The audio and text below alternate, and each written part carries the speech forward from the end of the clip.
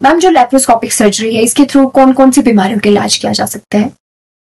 Divya, laparoscopic surgery हर मतलब almost every gynaecological complaint या condition can be treated with laparoscopic surgery with expert hands.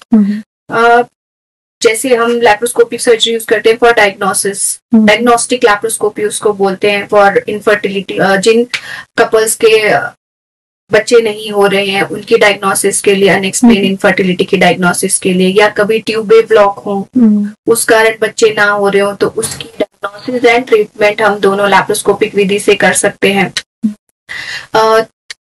बाकी कई patients को जैसे क्रॉनिक पेल्विक पेन है या बहुत ज्यादा पीरियड्स में पेन होता है, उसकी diagnosis and treatment both can be done by laparoscopy.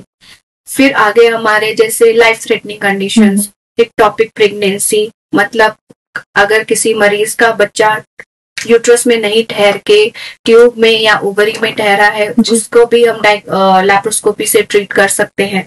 अंडेदानी की रसौली हो गया या बच्चेदानी की रसौली जिसको हम मायोमेक्टमी बोलते हैं, वो भी हम लैप्रोस्कोपिक सर्जरी से कर रहे हैं। देन एंडोमेट्रियोसिस का ट्रीटमेंट लैप्रोस्कोपिकली कर रहे हैं।